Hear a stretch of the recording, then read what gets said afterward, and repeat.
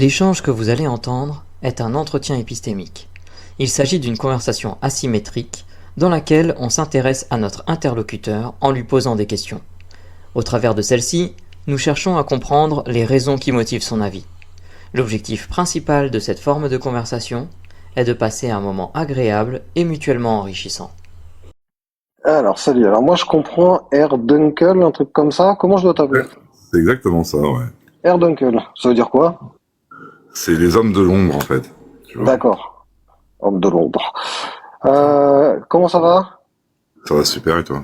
Ça va, ça va. Bon, j'ai eu un entretien un peu compliqué, mon premier, mais... Moi, j'étais là, j'ai vu. Ouais.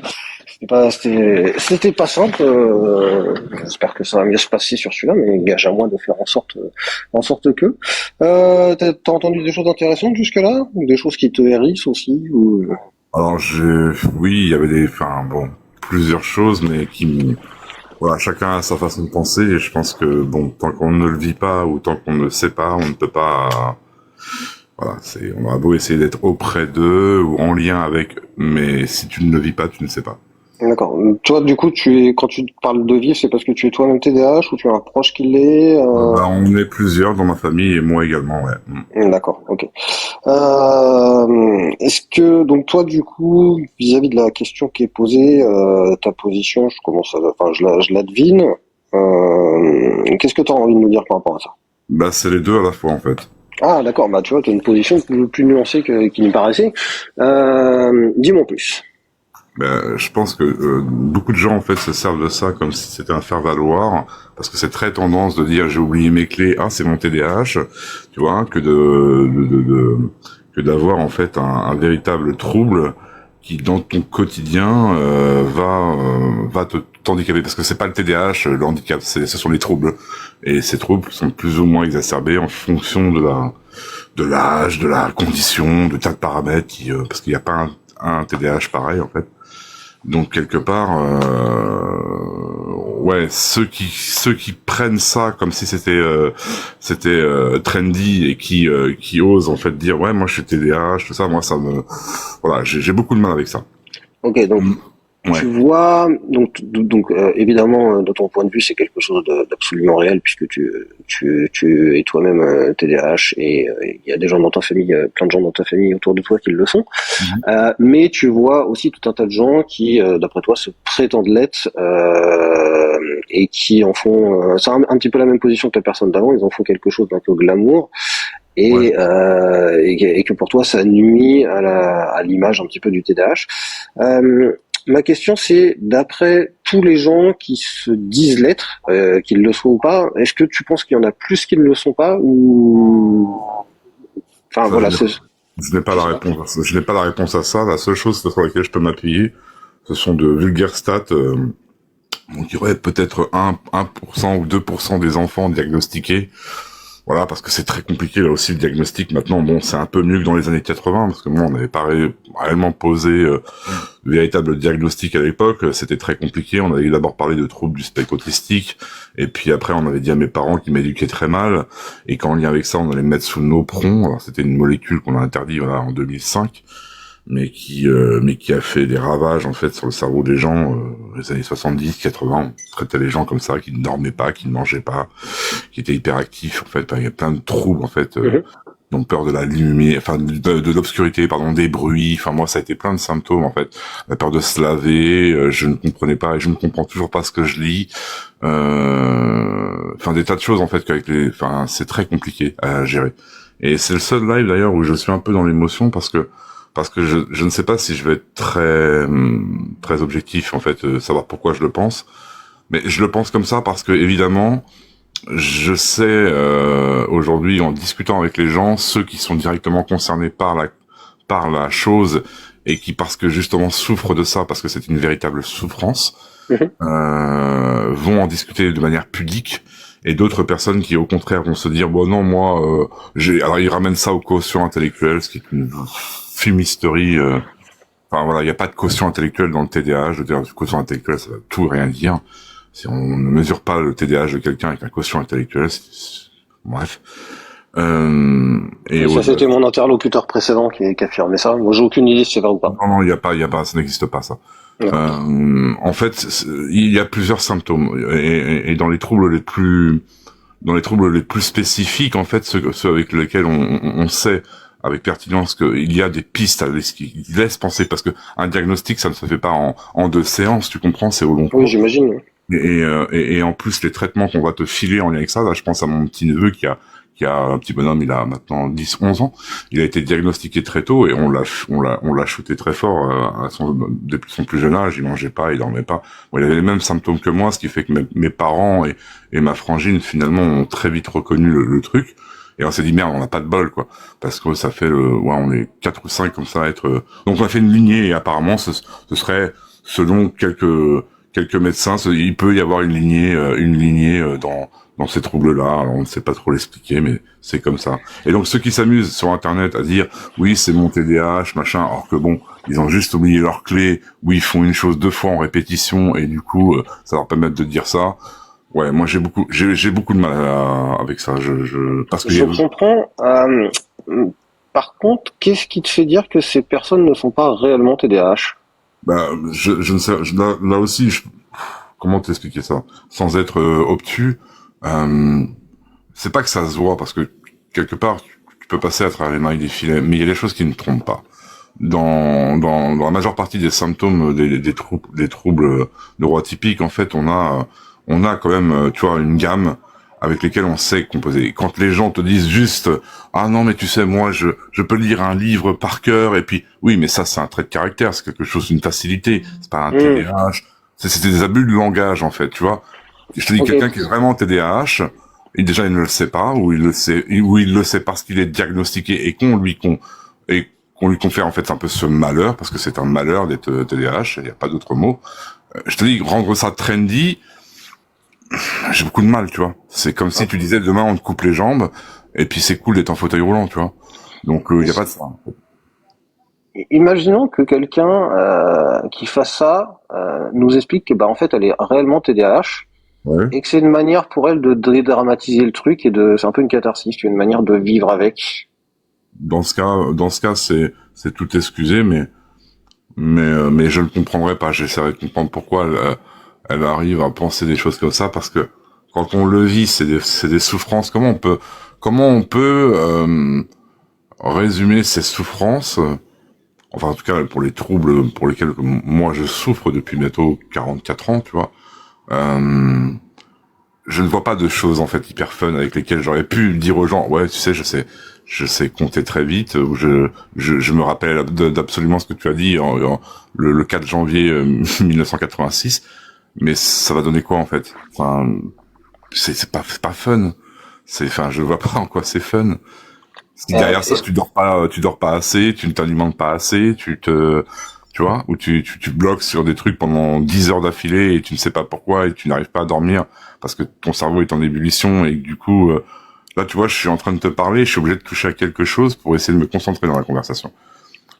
Est-ce que parce que toi tu trouves ça pas fun veut dire que c'est pas vrai pour la personne? Non, évidemment pas. Mais en tout cas, dans les abus de langage, je sais que quelqu'un qui aura un trouble TDAH en fait et son TDAH, qui me dira bon bah c'est fun, je dirais bah bravo en fait, t'as réussi à sortir du carcan dans lequel tu te trouvais, c'est très bien. Par contre, que quelqu'un vienne me dire ouais j'ai des TDAH et quand tu lui demandes bah t'as été diagnostiqué, ça s'est passé comment, on va s'expliquer quoi, on va en discuter. Tu es incapable de me dire comment et pourquoi. Et Et j'en comment rencontre. toi tu pourrais faire la distinction? Je parle pas d'un diagnostic, hein, mais comment toi tu pourrais. Le distinguo, bah, il se fait bah, je sais pas, c'est la somme des examens qu'on a. En général, les diagnostics sont faits, bon, à l'époque, moi, c'était des Non, non, psychologues. je parle pas de diagnostic en fait. Ah, Ma tu parles de question quoi, là? c'est comment toi tu arrives à faire quand tu vois par exemple quelqu'un qui présente le TDAH d'une manière un peu fun. Comment tu arrives à faire la distinction entre bah il le fait alors qu'il n'est pas TDAH, un peu par trend, Hmm. et la personne qui le ferait alors qu'elle est vraiment TDAH et qu'elle Mais je sais veut pas, il y a aucun moyen, mon cher Morgan, notamment. bah, je ne pense pas qu'il y ait un moyen. En tout cas, je ne connais pas. Je te le lâche, honnêtement. D'accord. Ok. Je te remercie. Je sais pas à combien de temps ça fait qu'on est. Je suis pas sûr qu'on ait duré très longtemps, mais en fait, j'ai pas beaucoup d'autres questions à te poser. Ouais. C'était assez clair. On en est à 9 minutes, mon cher Morgan. On en est à 9 minutes, en fait, j'ai fini, j'ai pas spécialement d'autres questions à poser. Tu vois, moi, ce qui m'intéressait là, c'était de me dire, bah, du coup, comment tu fais la différence. Il m'a dit, je sais pas, ce qui est une réponse très honnête. On peut pas en faire la différence. Si tu veux, je digresse un petit peu sur le truc. Je pourrais dire faire la différence entre quelqu'un qui te l'affirme parce qu'il se persuade et qui, en lien avec ça, se dire bon bah je me rapporte à je sais pas une communauté, quelqu'un et ça lui sert de faire valoir, pourquoi pas, et ça lui permet de se sentir bien, d'avoir un handicap au quotidien.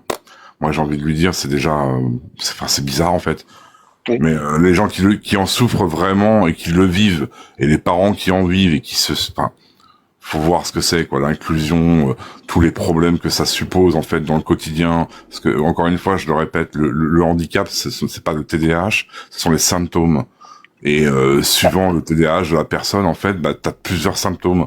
T'as pas un TDAH pareil en fait. Ah, mais tu vois, par exemple, enfin, j'ai l'impression que finalement, la question, tu l'avais presque répondu tout à l'heure quand tu avais dit ça. Tu as dit, en fait, bah, il y a des vrais symptômes. En fait, il y a des symptômes. Il y a une base. En Ouais. fait, Et du coup, il y a une on base, si tu veux, sur on se laquelle reconnaît. Ouais. Peut-être que tu reconnais ces gens-là parce que, bah, en fait, les symptômes qui sont montrés sont pas des vrais symptômes, non? Bah non, c'est pas ça, mais c'est que Non. quelque part, si tu veux, sur une base, en fait, il y a un éventail de symptômes et ils sont tous malgré tout plus ou moins, alors en fonction, parce que ça va aussi, tu te doutes bien, avec la personnalité de chacun, Oui. et en fonction de la personnalité, bon, ces symptômes vont soit se multiplier ou au contraire, tu vois, j'ai un de mes fils, lui, il est très introverti, TDAH aussi, et schizophrène. Tu vois, lui, il a une particularité, tu vois, c'est que il ne s'exprime pas ou très peu ou que quand il est en confiance. Et alors que moi, je suis très loquace, tu vois, ça dépend. Oui, ça peut partir dans plein de directions Exactement. en fonction des troubles. Ah. Et le problème avec ce type de patho, c'est que bah l'intervenant, j'ai bien aimé ce qu'elle a dit juste avant, la personne qui est passée de la Lidou, qui a dit qu'en France, effectivement, on avait un gros retard d'inclusion en fait en lien avec ça, parce que c'est quand même pas normal. En 2026, on doit encore se battre pour montrer en fait à des gens, puisque la communauté scientifique s'en est mêlée en fait, elle essaye, mais on lui donne pas les moyens en fait d'agir concrètement. Donc pourquoi des gens doivent payer des sommes qui ne sont même pas des fois à la portée des familles en question, puisque elle a très bien souligné en fait, il y a des gens qui sont obligés d'abandonner leur boulot pour s'occuper des enfants. Ça a été le cas de ma sœur pendant un long moment. Ouais, ils ont dû se relayer entre elle et son mari pour pouvoir pallier justement avec leur fils qui est lui aussi atteint, j'expliquais tout à l'heure depuis, lui a été diagnostiqué très tôt. Il y a des parents qui comme ça voilà décrochent aussi derrière, parce que faut voir les souffrances que ça. Ouais, j'imagine. Ouais. Tout un truc en fait. Et un témoignage comme le mien, en fait, je sais pas s'il sert à grand chose, mais les gens qui comparent ça, j'en attendais un, bah c'était ton entretien d'ailleurs, mais qui comparaient ça avec le wokisme, quel est le rapport? Il y a pas, enfin. J'ai pas compris cet entretien, j'ai pas compris ce qu'il voulait dire, j'ai pas, alors c'est sûrement en partie de ma faute, mais j'ai pas compris ce qu'il cherchait à démontrer, comment il pouvait démontrer ça. On a tous une responsabilité là-dedans, je pense, toi aussi, mais comme pour le TDAH, en fait, et comme pour plein de handicaps, l'inclusion, enfin, les gens, en fait, en France, des handicapés, il y en a de toutes, parce que moi, je me bats, à ma façon, en fait, pour que le handicap ne soit plus une souffrance pour les gens. Le handicap en France, c'est 18 millions de personnes, à peu près. Il y a 5 millions de gamins en lien avec le handicap, et puis le reste, ce sont des jeunes et des moins jeunes, enfin bref. Et on est en fait la première communauté discriminée, parce que ça inclut vraiment tout le monde. Il n'y a pas vraiment d'origine ethnique, machin, ça touche toutes sortes de personnes. Et le TDAH en fait partie, tu vois. Et comme je te disais, comme c'est plusieurs symptômes, parfois un handicap. Enfin, moi, je me souvenais que le fait de ne pas dormir, bah, le lendemain, quand tu es à l'école et que tu dois étudier, bah, tu n'es pas en capacité de pouvoir le faire. Alors quand c'est ça, à la limite, j'ai envie de te dire, tout ça n'est pas si grave.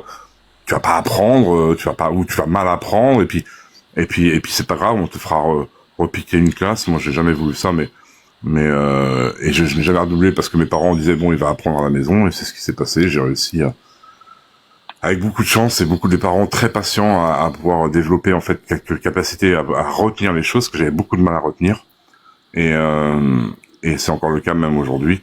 Donc c'est pour ça que je fais beaucoup de digressions en fait. Les gens me disent mais tu parles beaucoup, mais oui mais parce que je retiens pas ce que je dis. J'aurais une dernière question pour toi. Compris, Qu'est-ce que tu aimerais dire à une personne qui en fait un trend, qu'elle soit TDAH ou pas d'ailleurs?